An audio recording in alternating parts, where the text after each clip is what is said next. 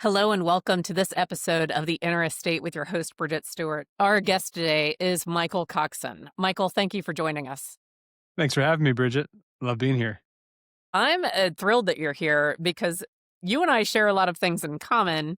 We are both specialists in the real estate industry and realtors, and we're both coaches, and we both have podcasts. So I can't wait to see what we come up with today.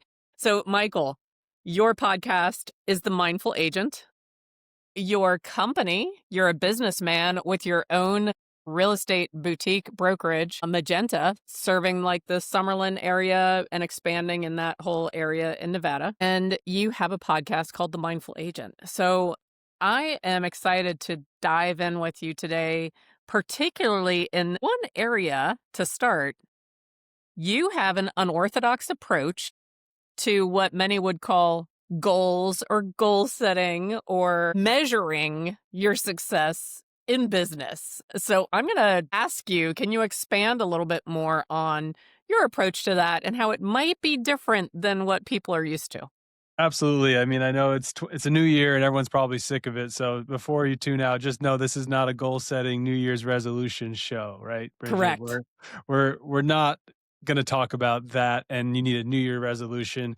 I'm one that makes resolutions, year round. It depends what's going on in life. To save it for once a year, I think is absurd. And it's definitely a Right. wonderful time to reflect. Don't get me wrong. I'm very reflective in the winter months about life and about what my real goals are as far as like happiness and joy. And that's what I tend to focus on is what makes me feel good, whether that's in work or play or family. And I really try to listen to my inner state. I try to listen to my inner body. And you can really tell when you're doing a task of any kind, if it's something you love or hate very easily, right? Like you get that feeling, that icky feeling, Yes. case of the Mondays or whatever they call it, Sunday blues and Right. all that stuff. I mean, that's your body and your soul telling you you're not aligned with your purpose. Whether it's February, January, or December, always be listening to that feeling. And I just try to set standards more than I try to set goals. I love that. You set standards rather than setting goals. Yeah, standards like an identity. Like I'm somebody who takes care of their body. Not I go to the gym 3 days a week or I go running 5 miles a week. Like those are numerical goals a lot of people set, and you end up disappointed in yourself if you only run 3 miles, as opposed to I'm a runner, or as I mentioned, I take care of my health. It becomes an identity that helps guide every decision you make, from, what time you wake up in the morning to what you eat, and you just identify as a healthy person. And if you're an entrepreneur or a real estate agent and everybody in life, you need to make that your number one priority.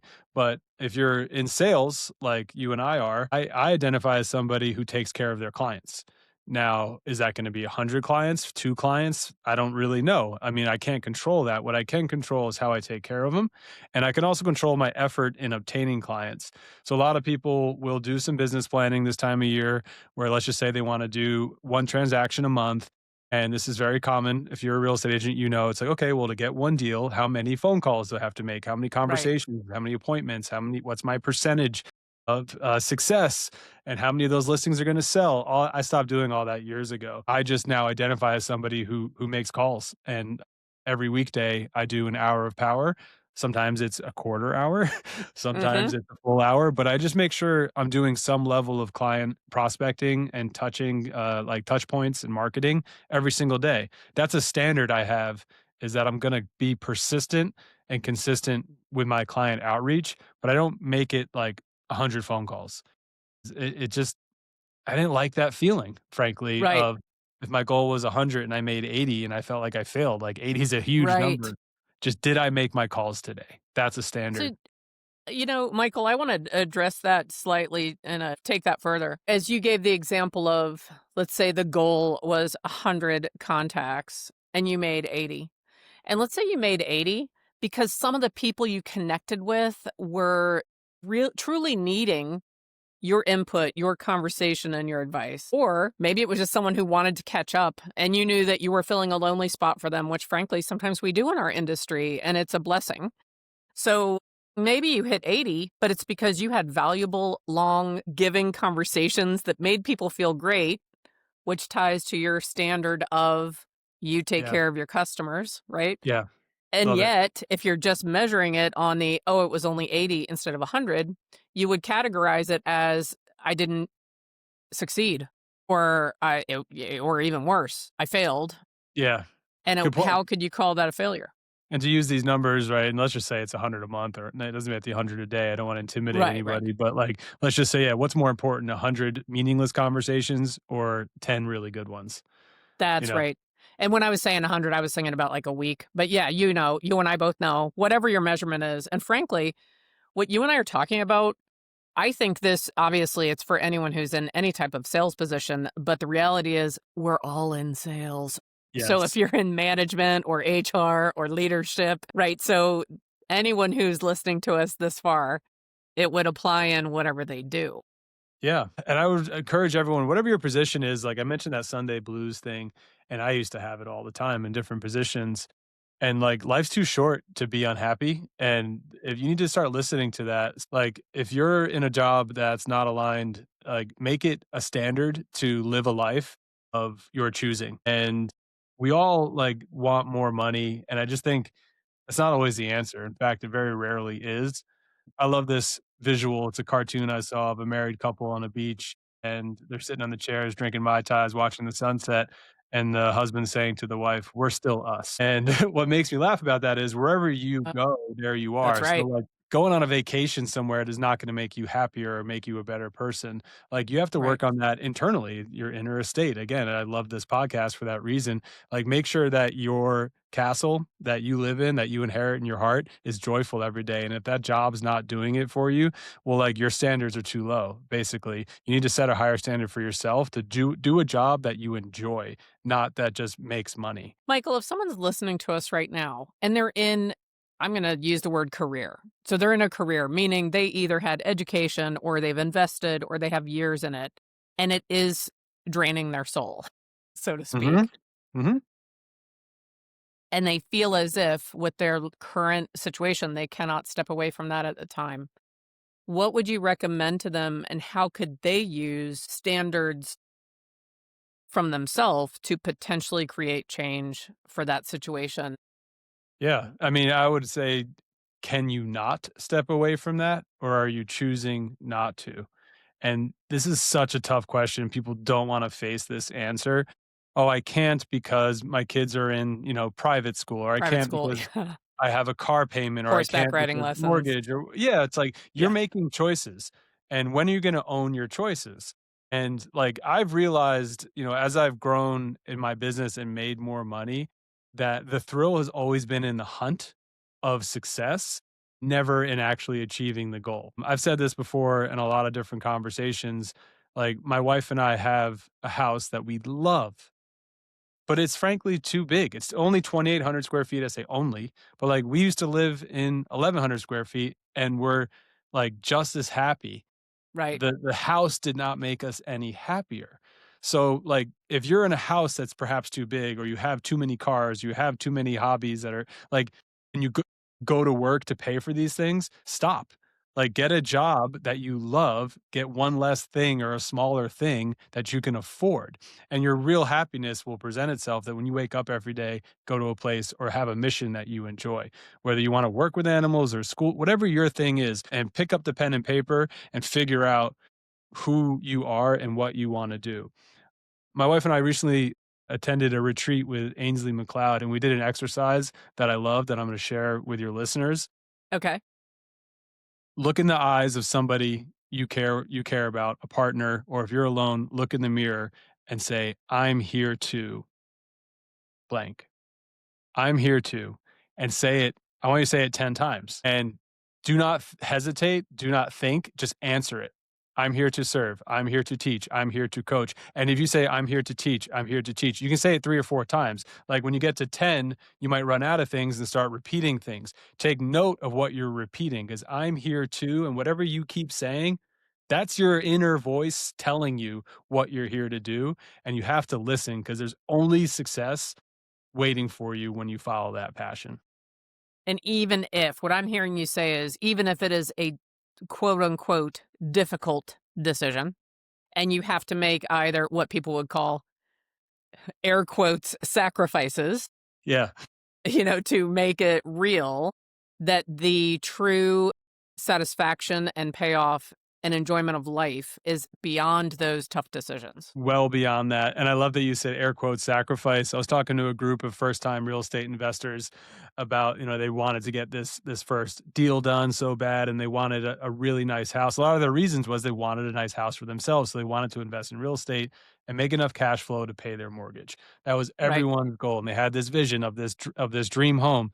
And I said, what are you willing to sacrifice to get there? Are you willing to buy a duplex somewhere maybe you don't want to live and rent out half of it now? No, no, no. We want to save and get to that point where we can have the dream home. Well, no, no, no, no, no. You need to sacrifice and live in a duplex. And by the way, this idea of sacrifice, we live in the wealthiest time in the history of this planet. You have indoor plumbing, you have hot water, you have a roof over your Excedrin. head, right? You have this Yes. appliance that keeps your food cold. You have air You conditioning have that keeps coffee anytime you want it. from all over the globe. Like, you are Right. rich and spoiled, whether you think you are or not. Just, like, look, like, that's why I love history. Look back on, Yeah. like, the diseases that were killing people, the threats that we had, and of course there's threats today, and of course there's disease today. I mean, obviously we just went through a pandemic, but that pandemic was not as widespread due to modern medicine. Like, we are in such a spoiled time compared to history, but it's like everything else. Once you have, like, a taste of a luxury, it becomes a necessity. So back to that, like, oh, well, I need 3 cars, or I need a big house, or I need a swimming Right. pool. Like, you truly don't. So you have to just get real as far as what you're actually sacrificing to achieve these goals. And it's generally temporary. So if you're trying to buy your first Yes. investment, get that duplex. 3 years later, you could probably move into a fourplex, do it again. And then now you have 6 units under you. And then you can buy that house within like 6 or 7 years of minimal quote unquote sacrifice. Yeah. And the thing that you and I both know is the time is going to pass anyway, right? So Yes.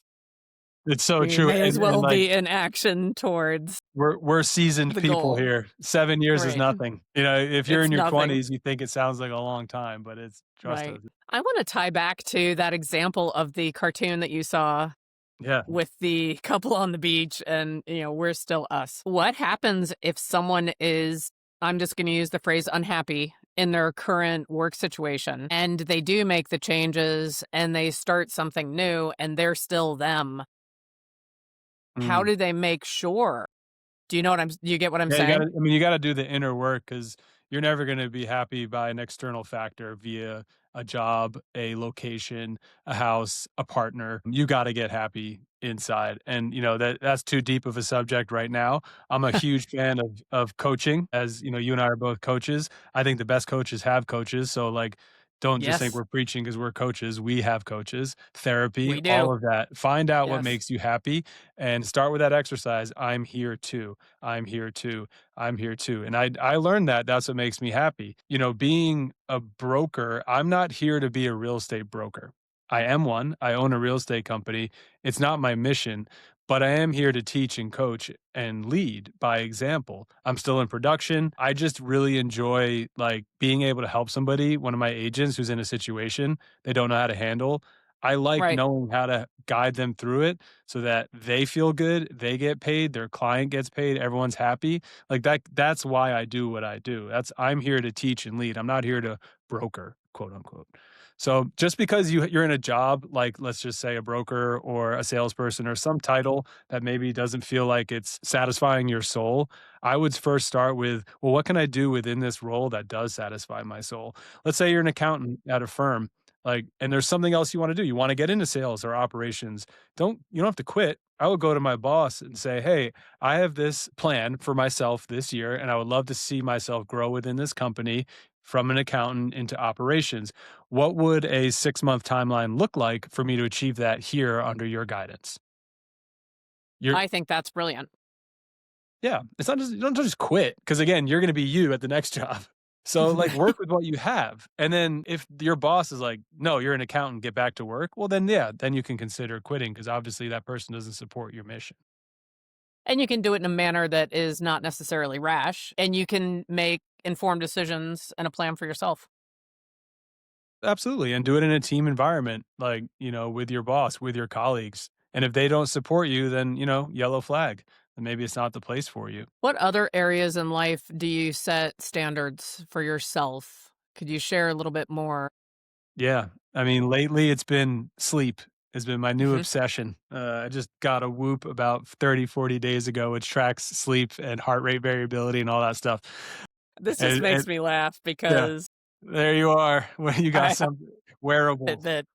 So a Fitbit, yeah, Peter Attia, he's an author, wrote a great book called Mhm. Outlive. He says these are fine as Yes. long as they don't give you anxiety. So if you're obsessed with data and tracking and it actually is keeping you up because you're worried about your sleep score, then you shouldn't wear one. But Right. sleep's been a new game I've played with myself to achieve those sleep scores. And the standards are that I'm a good sleeper. That is my standard. So, okay, perfect example. It's New Year's Eve. My neighbor has an incredible view of the Las Vegas Strip. He has a great party planned. We get the invitation. Party starts at 9 p.m. Mhm. And I texted him back, "Why is your party start at my bedtime?" And he's like, "It's New Year's Eve." I'm like, I know. I was kinda kidding. I go, "Well, Right. I my wife and I celebrate East Coast New Year's Eve, which is 9 p.m. Pacific. We watch the ball drop in New York, and we're in bed by 10. So, thank you for the invitation. Love you. Right. Happy New Year. See you in the new year." So, that's me setting a standard. I did not let a cool party, Right. affect my standard of sleep for myself. I've just made it I know I'm a better performer in everything I do when I uphold that schedule. Now, at the same time, I believe in everything in moderation and all rules are meant to be broken. I do indulge in late nights from time to time, but I'm selective about it. And Yes. I think that's a standard I have for myself. And it comes at the sacrifice of missing a party or like not being staying late to a party. Like that's okay. Good things don't always happen after midnight anyhow. So your real friends and family will respect you and remain your friend if you decline an invitation or you leave their party early to take care of your health or your sleep, That's whatever your right. standard may be. Well, it's interesting you just brought up friends. Now that you mentioned that, I believe, and I'm not the first one to say it, it's not even from me, it's from my mentors and coaches in the past. You become the average of the 5 people you spend the most time with. Yeah. And And Jim Rohn gets the credit for that Jim world Rohn, famous thank you, quote. because Yes. was not pulling it out quickly enough, so thank I you for love that. that. Yes, Jim Rohn, you become that average of the 5 people you spend the most time with. Have you used your approach of either of standard setting in terms of friendships and who you spend time with and relationships? Yeah, without naming names, 1000% yes. Almost every year, you notice the friend circle kinda shifts, that top 5 fluctuates, and it is a beautiful thing, you start to just make room. Even if let's just say you've only got 4 friends and 2 of them are trouble, and you're like, "Well, I only have 4 friends, I'll keep hanging out with them."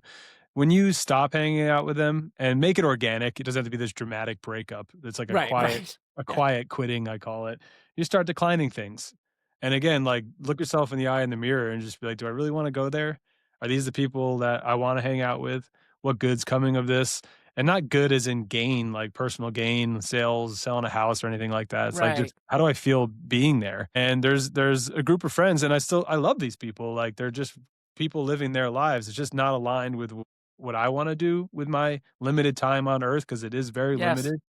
That's how I consider things is like, man, I just watched, the Eddie Murphy documentary on Netflix, and he's such a homebody, and he's so proud of it, and I just love to see this, like, mega star comedian. He's just like, "I just like chilling at the crib. I like my house and my family. I'm good just staying here. I don't really need to go to any Hollywood parties." And this guy has access to everything on the planet, Everything. and he wants to Right. stay home, and I just respect that so much. So yeah, you gotta make those choices because you are the average of the 5 people you spend the most time with, and I would write those 5 people down, and that my 5 has changed, and as I mentioned, I still love those who've fallen out of the top 5. It doesn't mean they're not in the top 20, and it doesn't That's mean right. I don't It say doesn't mean that it's 5 only, and that there's no it's the other top people in your 5. life. Yeah, Yeah. and my plans things have changed in my life, frankly, just because of that, and if you're the number 1 in that top 5, then, like, you're not gonna really grow, and whether it's in business or personally. Right. Um, yeah, I've cut back, thanks to the Whoop actually. Like I'm not doing dry January, but I've kinda cut back on alcohol going back to, I'd say 2 months ago. and like you realize, oh, like this friend is doing it too. And then now it's like he was maybe in the top 10, but it's like, oh, bring this guy into my life who's drinking a lot less. And what did you learn from it? He's like, oh, it's been a Right. full year for me cutting back. And I'm like, all right, tell me, what do I have to look forward to? Is a year better than a month? Is, just, and now I've got this new person I'm seeing more of and spending more time with that's helping me achieve a goal that I otherwise wasn't working on, 6 months ago. I think that's great. You it sounds like you do, but do you enjoy challenging yourself, I'll say unnecessarily? So do you like to pick you know what? For this month, I'm gonna try this, or for this month, for 100 days, I'm not gonna drink, or Yeah, so it sounds like you enjoy doing that. you're Why do you calling me enjoy out. that, and how does that impact your life? So again, just like goal standards, not goals, I've learned to not be so specific. Like I'm not drinking this month. Okay. Like, actually, I did that last January. I did that and I broke. And I was like, "Oh, my buddy from Ireland's coming in. We always get pints." And then, like, I felt terrible that I broke that promise to myself, Mhm. but, like, it was just felt unnecessary to have such strict standards. So I don't have, like, all right, it's a challenge of the month, but again, as I mentioned, I set resolutions fluidly throughout the year. Absolutely. I started lifting weights about 18 months ago, and again, no set strict schedule. I Mhm. just I made it like, "Oh, I lift weights now." That's it. So if I'm that person, then I gotta go to the gym today. And then it really does become an identity. I was talking to my brother, he's also a real estate agent, also a very mindful agent and a weightlifter, and he's just like, "I love training," he calls it, so much that I have to now make it my reward for my phone calls. So he has set, if there's something you enjoy, like after he's a hardcore hustler, he does 4 hours of calls a day and then he Mhm. treats himself to the gym. And it started off when he started as I have to go to the gym. And now he's identified with it so much that it's his reward for work. So That's you'll awesome. see over time, it becomes a standard. So I don't to it like this month I'm doing this year I'm doing that, but I definitely, you hit the nail on the head, love to challenge myself. I Yes. got into cycling right before COVID and I really started to push myself and challenge myself. And I will say I'd love to talk about the detriments of that overexertion and overdoing it is bad, just as bad as underdoing it. My wife and I had a business when we moved out to Vegas. We were not doing well financially. I felt immense pressure to do better and better, and I just thought working harder was the answer, and I ended up getting very sick. I was diagnosed with ulcerative colitis. Wow. That disease, it wrecked me. It took me down to 115 pounds. I'm almost Wow. 6 foot tall. I was skin and bones, Mhm. hospitalized twice, multiple blood transfusions, and ultimately I was bedridden for 6 months. So if you have that personality like mine, where you love to challenge yourself and push your limits and you're super driven, I would caution you to proceed with some balance and harmony, with your health being the number one priority and not letting anything, especially work, take over because you're never going to get rich without your health. I'm really glad that you came through that and made it through, and that you're on this side of it now. Me too. You're you've said a couple of things I just wanna make sure that we highlight. You've mentioned a few times how we do have a limited amount of time, and after what you went through with that experience of being so sick, I'm sure that really brought that into clear focus for you, I'm assuming. Yeah, you realize how precious life is. And it's so, I really want you to listen if you're out there and you're young and you're healthy, like you're not invincible. No matter what you think you are, burning the candle on both ends, working 7 days a week is not sustainable. You're a human being, you're a biological creature. You will wear out. I mentioned sleep is my new standard because that's where restoration happens and recovery happens. So, if you can have a priority to, have some physical fitness, to get a good night's sleep, well, then you can be a better business person. You will be. Yes. It's just Yes, you will be. biology. Like, Right. you're gonna have more energy, you're gonna be mentally focused will be great, like, stay hydrated, keep your brain, hydrated, your body hydrated, all that stuff we know we're supposed to do. People who are working hard are like, "Oh, yeah, it's a badge of honor, like, that I stay in the office till 10 o'clock, and I don't need to Right. take breaks or go for walks." That's like wimpy stuff. And it's like that I've never known anyone who didn't regret that lifestyle choice in the long. Yes, I do not know anyone either who did So not yeah, either suffer a consequence mm, similar to what you went through, um, or had the moment of realization at some point of what am I doing? The news flash, whatever you're doing and wherever you are, I guess I should give one disclaimer. 99.9% of anyone who's listening to this, you could be replaced tomorrow at work. You cannot be replaced tomorrow in your own body, in your own family, or in your circle of friends, yeah. right? So I'm glad you mentioned family and friends because it's not always like a health catastrophe, but it could be a relationship catastrophe. I have suffered relationship catastrophes, yes, and see it now and didn't see it then. I think that's more So common. I believe it's very common. Yeah, Yes, you take your eye off, what matters. So what am that's I right. doing this all for? Yeah, a couple of life-changing books. The Five Regrets of the Dying was a Yes, very viral book about 20 years ago. An Australian nurse who would take care of people as they died started a blog documenting the trends she noticed spending time with these people when they spoke about their life. It's a wonderful book that we all need to realize that deathbed that she experienced, for years with multiple people is coming sooner than we like to admit. We all like to think yes. that there's an endless supply of days, but that's simply not the case. And I value that more than I value anything I've ever done in business. And now if I have a client who just rubs me the wrong way, I fire them right away. I just got a feeling in my gut just thinking of some past examples, like that bad feeling, like, "Oh, this" when the phone rings and your heart sinks and it's I that know that person, feeling. like, it's not worth the commission. It's It not. is not. It's not. Yeah, you don't like what you're gonna spend hours and hours and hours with this person. They will not be pleasurable. They will be painful. It could lead to worse things. You reminded me of a visual of bumper bowling. You ever played bumper bowling? Yes. The bowling alley with the little Mhm. gutters or have bumpers on them? Yes. Yeah, somebody once told me it's like you're the ball and rejection is like hitting the bumper. It's keeping you from going in the gutter and kicking you back down the lane that you're supposed to be in. That is great. I love that Yeah, that's a visual. great visual. 'Cause like, So "Ow, that hurt a bit, but now I'm back where I'm supposed to be." that's right, yes, and you're still on the, lane, so In the that's lane, really keeping good. it moving. With so Michael, our chosen industry has definitely gone through quite an interesting few years, and I believe it's safe to say some of our colleagues are experiencing burnout or feeling as if they're disenchanted with our industry.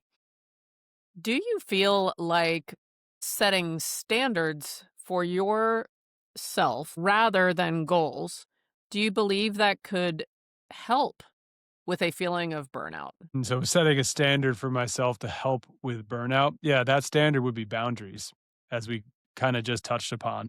If there's a client that is just not respecting you, then cut them off and have a standard that I work with people who respect me. That's one of I'm big on mantra and affirmations. I'm a big journaler.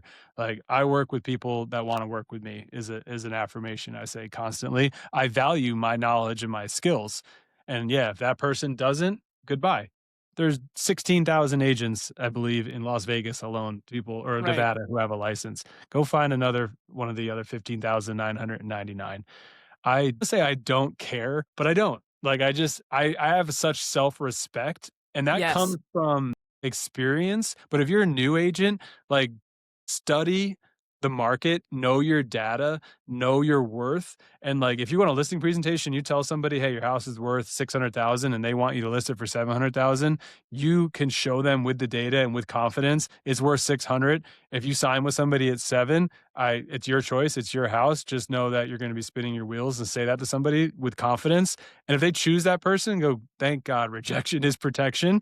And I Correct. just Yes. avoided a bunch of wasted time and money. So my standard is definitely I work with people who want to work with me and respect me and vice versa. I need to be able to respect my buyers and sellers.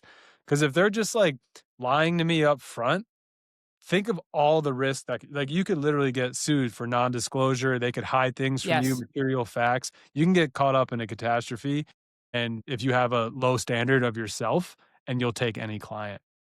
Right. I feel like this is very intriguing.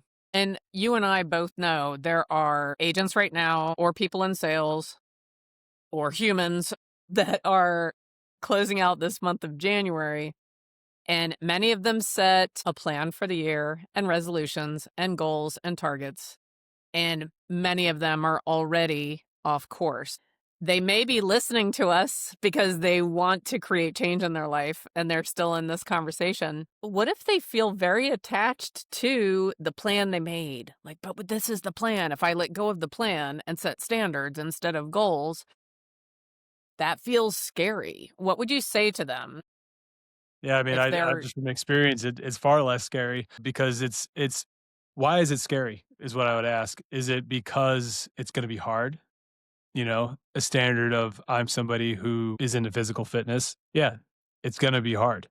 Like maybe that's why you're scared. Or I'm somebody who makes 2 hours of calls a day. That's scary. That's very scary. Why is it scary? Well, I'm gonna get rejected a lot. Okay, why is that scary?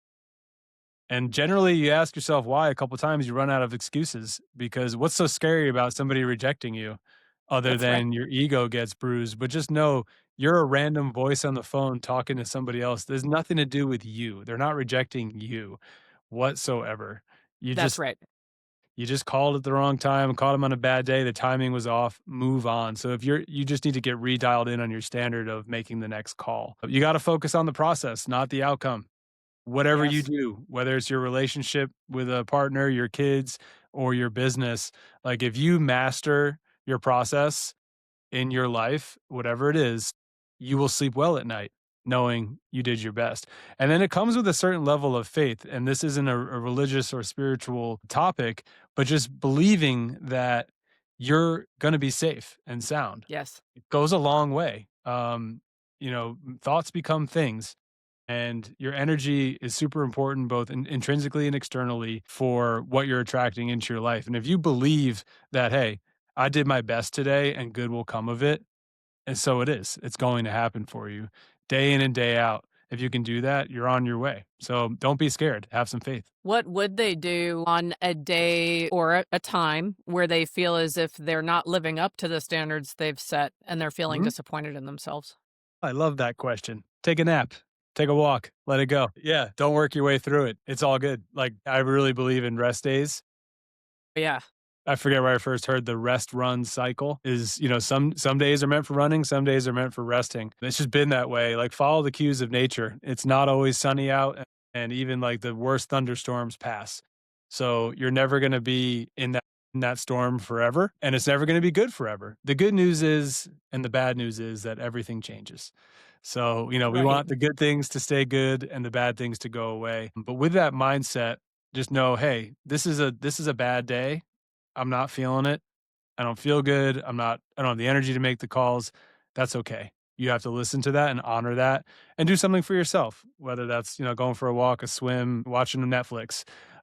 Just you can't make every day a rest day. So you can't wake up That's right. tomorrow and Netflix and Netflix and Netflix. That becomes a problem too. Yin and yang. Well, I think that ties back to where we began our entire conversation. If you're having that feeling every day, to me that's a symptom of a greater issue and it's time to reevaluate your whatever it is that you're staying away from. Is it career? Is it industry? Is it job? Yeah. You said staying away from, and I have to touch on that. Like, avoidance is always worse than the failure of trying. Avoidance is automatic failure. Avoidance is Yes. always wondering what if. It's quitting. It's just the worst feeling to avoid as opposed to try and fail. Maybe it's like, "Oh, I don't wanna do that thing because I'm afraid of failing," but not doing it is automatically failing. So think about that logically. If you try, hey, you might succeed, you might get through, or if you don't, well, you're back where you started. So there's never a reason not to try the new thing. And again, don't quit your job today because 'cause you're feeling That's right. inspired, but if you wanna be a teacher and you're currently a realtor, like, go teach a class for free. Go volunteer one day. Go to a school and volunteer. Go have a luncheon with other teachers and ask them what it's like. Take someone to coffee that's a teacher. Like, just you can start. Doesn't have to be this dramatic change. And if that coffee inspires you, then do the next thing and take the next step, one step at a time. I and to share a story, I was recently approached by the Crohn's and Colitis Foundation to join their board, and I respectfully declined, not because I don't believe in the cause. I just didn't want to take this major leap to be a board member on a nonprofit. I said, I'm interested in what you're doing. Obviously, I struggled with this, and I want to be an inspiration or a help in any way possible to somebody going through these diseases. So you can call me if you need help for your silent auction or you need someone to start a team for your charity walk. I'm not saying no to your foundation. I'm saying no to this big role, but I'm a yes to helping you. So like let me know how I can help in small ways. And who knows, maybe one day I'll be on the board, but I knew I Maybe. wanted to lean into it. That's it. Hmm. I think that's great. Lean in. Well, on the and to use the cliche, it was an honor to be invited. Yeah. I like that. Thank you so much for And your it is, yeah, Yeah, it really it's still is. it's a kudos.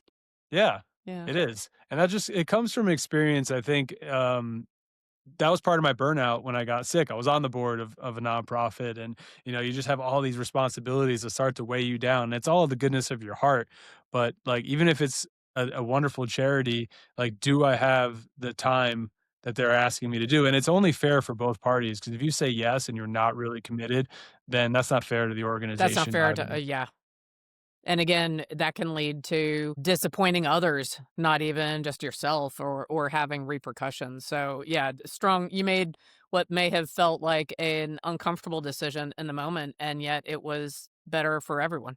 Yeah, absolutely. I've Yeah. learned to say no as you get older. You're okay, like as you said, like thank you for that opportunity, or it's an Mhm. honor to be considered. But no, Right. or the New Year's Eve party. Thanks for having the invitation. But That's no. right. And it's not No. no, never invite me again. No, but have a good party. Let's grab coffee in the new year. Like I want the relationship. I just don't want to That's do right. that specific thing, Right. you know? Well, I think that this is just very compelling. I love the thought of setting standards for yourself and claiming it. As you were talking, and the several times throughout our conversation where you said, I'm a runner, I'm a good sleeper, you're just claiming it. You're claiming it as a way of being rather than saying, I run 3 times a week for 1.7 miles each time. Like Yeah, it's just that's becoming stressful. part of who you are. Yeah, and it's funny, like, I'm not a runner, I guess, like, runners I'm not a marathon runner. There's like, I identify as a runner as far as my definition, which I run in the trails 1 day a week, and it's about 5K. And it's funny, some people are like, "Oh my god, that's, like, so much." And others Right. are like, What are you training for? Are you gonna do a marathon? You gonna do a half marathon? You gonna do the ultra? You heard Right. about Yeah. this race?" And I'm like, "No, no, no, I'm not that kinda runner." Like, I tell them, I'm like, "I don't know anything about any of that. I just do it for my sanity and my health, and I love being in nature." Like, I'm not competing, right? So, there's different definitions, but I identify that's my standard and that I set for myself, and it just becomes, like, a no-brainer. Even we were on vacation and woke up, it was early, and we had a little time before something, and I went for a run on the beach because I'm a runner. Like, it didn't take Right. convincing. It Right. didn't take, like, "Oh my god, I'm nervous. How's it gonna be?" It's like, I knew I could do it Uh-huh. because, that's who I am. I knew I could rent bikes sometimes on vacation and go on long bike rides by myself because I'm also a cyclist. And yeah, I'm not a competitor. I'm not hardcore. You're not going to see me on any Right. podiums anymore. But like I just know I can do it. It's part of who I am. And you did call me out on accepting challenges too much, but now my new challenge is the game of golf. And yeah, I Oh. just say I'm a golfer. It's part of what I do. And Well, again, I like the challenging, and I call it experimenting. So you're experimenting like, what if I was a better golfer? yeah. I am a better golfer. Yeah. Well, it's like, can I do this for myself, right? I do really enjoy that intrinsic challenge of seeing through my commitments. And I just try to set an example for, my nieces and nephew as well. Like whatever you choose to do, see it through, give it your best. Right. And again, like there's no such thing as failure. To quote Nelson Mandela, I either win or I learn. I never lose. That's right. And that is so true. Like I have learned so much by trying. And sometimes you learn what you don't like and what you don't want to do. Absolutely. And that's just as Yes, valuable. absolutely. Well, you mentioned that you are a big believer in mantras and affirmations, and I am as well. And I wanted to share two that I use every day, and maybe you could share too, although you just also shared with that great perspective from Nelson Mandela.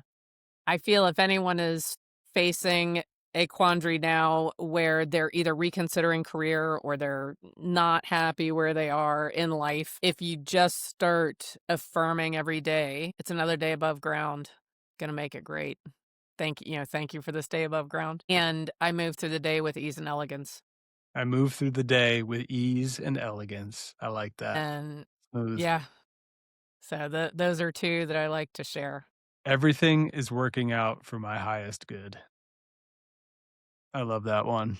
You I can do say it too. in good times and bad. That's right. Everything is working out for my everything. Everything. And you have to mean that. The person that hung up on me, the client that didn't sign with That's right. me, everything's working out for my highest good. Right. Well, thank you so much. Is there anything that we haven't discussed that you want to share? I could probably ramble about this all day. I think we covered my hot topics for sure. And just I would only add that, whoever you are out there, I believe in you and you're more powerful than you know. I agree. Michael, thank you so much for being our guest. You can reach out to Michael on his website, Michael Coxen, as well on all the socials and on our various links, wherever you're consuming this podcast, you will have the contact information for Michael. Michael, thank you for being here. I would love it if you would join me again next year and we could have another conversation either about burnout or some of the other topics that you cover so well. And if you are listening to this conversation, I hope that you'll return to the inner estate as well. Thank you and have a great day.